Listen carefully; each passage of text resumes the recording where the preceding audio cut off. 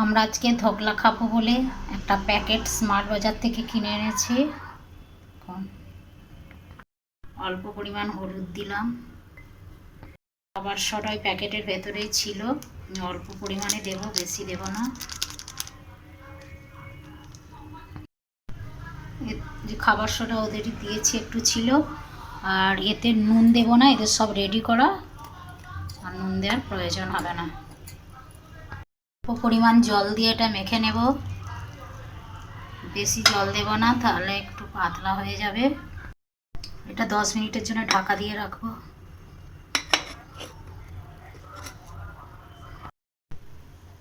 একটু তেল দিয়ে দিলাম, তেলটাকে ভালো করে বাটির চারিদিকে মাখিয়ে নেব।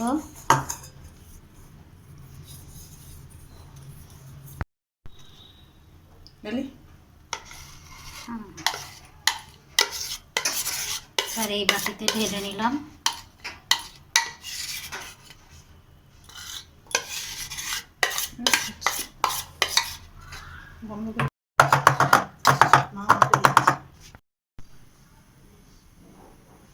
গ্যাসে কড়াই আর স্ট্যান্ড দিয়ে এটা বসিয়ে দিলাম, একটা ঢাকনা দিয়ে দেব, একটা ঢাকনা দিয়ে দিলাম। এবার লো ফ্লেমে 15-20 মিনিট রাখো। এই যে এটা গাঁথছি, দেখুন এতে একটু লেগে নেই, এতেই বোঝা গেল যে এটা হয়ে গেছে। ফুলেছে দেখুন, একদম কেকের মতো।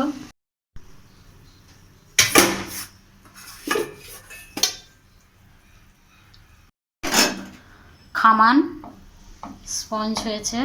এবার এতে আমি সর্ষে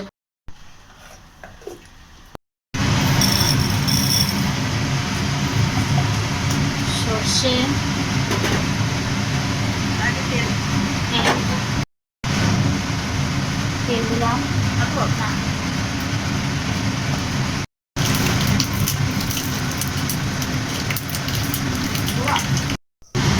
নুন, চিনি, জল দিয়ে ভালো করে ফুলিয়ে নিলাম।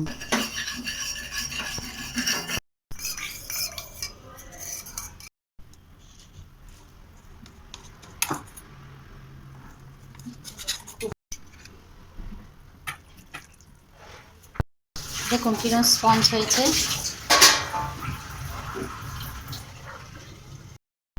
দেখুন রেডি আমাদের খামান। কেমন লাগলো আপনারা কমেন্ট করে বলবেন, আপনারাও বাড়িতে তৈরি করে খাবেন।